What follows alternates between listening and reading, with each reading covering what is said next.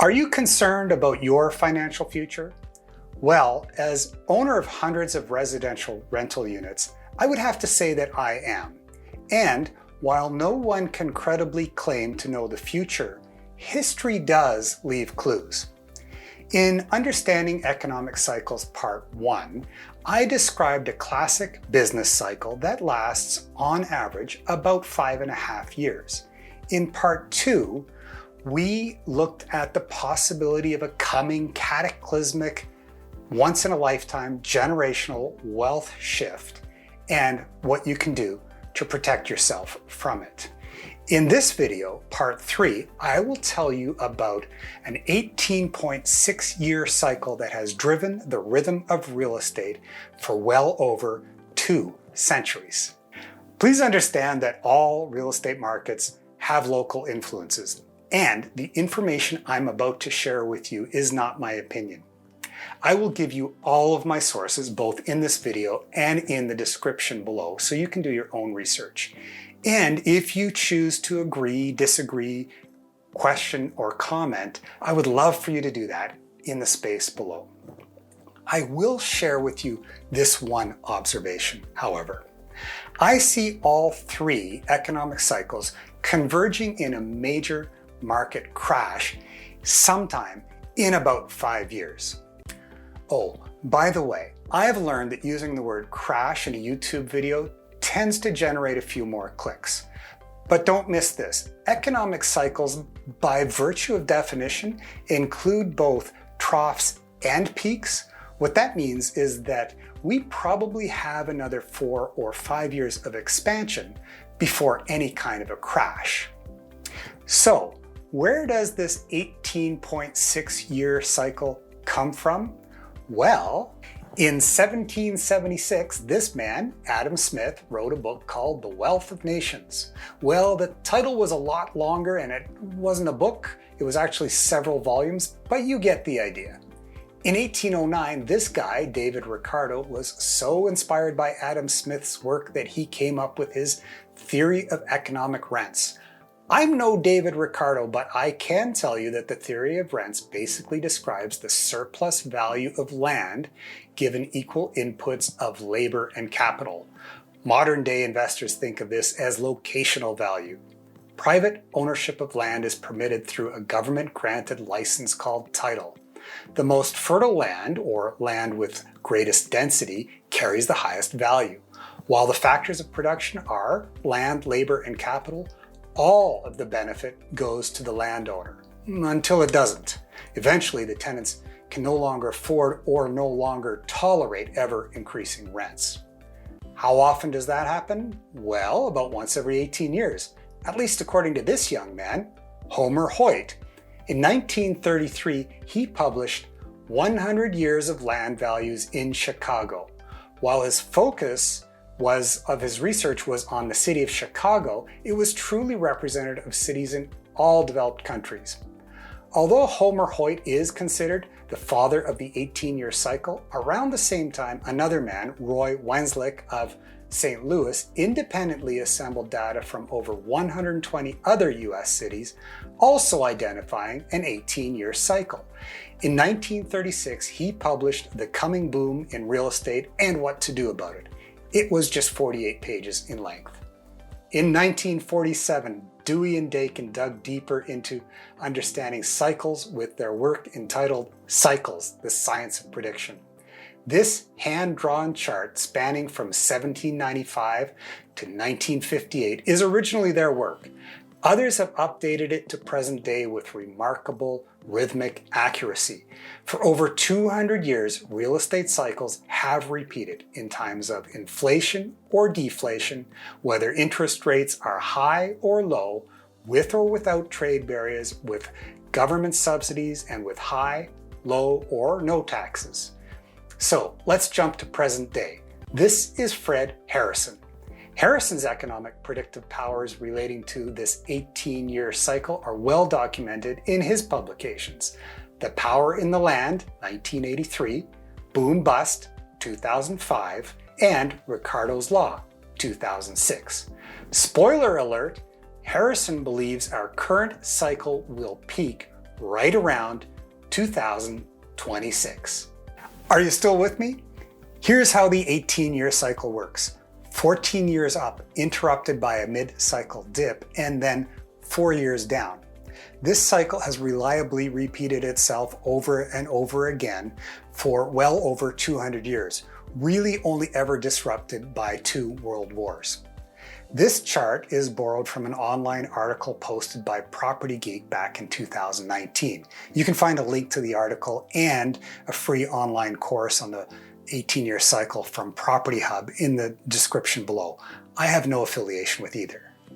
The secret to profiting from this information isn't just understanding the cycle, it's finding reliable ways to predict where on that cycle we might be. That's where this book comes in handy, The Secret Life of Real Estate and Banking by Philip Anderson. It took me a while to track down this book, but it was worth the wait. Philip Anderson and his organization, Property Share Market Economics, probably have the most reliable and up-to-date information on the 18.6-year cycle today. While they're based in Australia, the focus of their work is Western economies. Anderson says that a study of US history reveals a very clear average 18.6-year cycle in credit and real estate prices measured from peak to peak or from trough to trough. That cycle has never been shorter than 17 years and never longer than 21. If you're paying attention, you may have noticed that I've shown you an 18-year cycle and then an 18.3-year cycle and now this 18.6-year cycle. Well, it seems that over time, the cycle has been gradually, ever so gradually, growing in length. And the highs and the lows are becoming more extreme, meaning that an upcoming crash is likely to be severe. So, where are we today? Here's a chart from Property Share Market Economics. The story begins following the devastation of the Great Recession. The yellow dot represents the date this chart was published. Nobody could have predicted a pandemic. What they could have and did predict was that, like clockwork, there would be a mid-cycle slowdown. Something always causes a faltering of confidence mid-cycle. The first shaded blue area shows the US election campaign and Brexit, followed by looser monetary policy and then huge infrastructure spending. Sound familiar? 5 or so years of expansion culminate in an era of very easy money and announcement of a new world's tallest building. This is the way the cycle always plays out. The last part of the expansion, where the line begins to slope up dramatically, probably around 2024-25, is called the winner's curse. This is when everybody knows all the problems of the world are finally forever solved and real estate goes up forever. But it doesn't. Hey, are you finding this helpful so far? If so, please give us a like. Now, here are some key takeaways from The Secret Life of Real Estate and Banking. All cycles have the same characteristics, but different influences. If they were exactly the same, life would be a little bit too easy. Governments cannot create or suppress real estate cycles. It's credit created by banks through our fractional reserve banking system that fuels the real estate cycle. Each recession, new rules and regulations are placed upon our banking institutions with the intent of stopping problems and preventing abuses. And in every upturn, new ways are found to profit by exploiting those loopholes in those same rules and regulations. Residential real estate is first to recover from a downturn. The mid-cycle slowdown that we might be in or emerging from right now confuses us. The 18.6-year cycle is so long that few people remember what it was like last time. And when market expansion resumes quickly, it's easy for us to think, well, everything is fine. But the coming downturn is much worse than the mid-cycle slowdown. In the final years of a real estate cycle, the authorities congratulate themselves on how well they're managing things. Besides, if banks believe that governments are going to bail them out anyway, why bother being prudent in lending? Eventually, seeing huge returns of others the masses rush into real estate investing, believing it never goes down, until fear overtakes greed. Land values peak about 12 to 24 months before a recession. A peak in the building cycle usually follows but precedes the recession. Announcement of the next world's tallest building may well be the most reliable indicator of an approaching peak. Copper prices spike in the last years of each real estate cycle, and every recession since 1960 has been preceded by an inverted yield curve. The turning point in a real estate cycle is often the collapse or near collapse of a major bank. At any rate, there'll be some event that creates doubt. But don't worry, you'll hear lots of reassurances from the authorities that everything's just fine. The coming crash is always in the environment of rising interest rates, and the first to trough is always the stock market because of its much greater liquidity. Investors, speculators, and homeowners with little equity at the end of a cycle will be wiped out, always.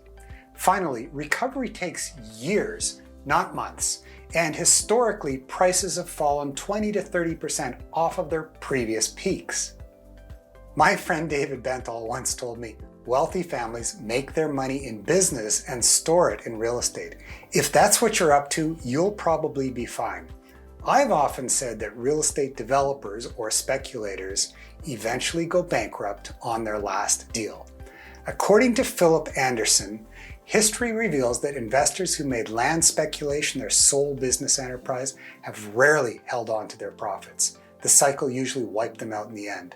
Those who had real businesses with real earnings and real cash flow, who purchased real estate with their profits but did not speculate in it, went on to make a fortune. Beware of single cycle gurus. Anybody who has discovered or developed a system within the last 10 or even 20 years may be setting you up for failure. Here are some words to the wise from Dewey and Dakin way back in 1947. The business cycle is so long that few people experience 2 complete cycles in their business life. Education, to be effective, must therefore be book knowledge rather than just experience. For many individuals, an unfavorable first experience means a lifetime tragedy. The welfare of an individual is often determined by the time in which he was born.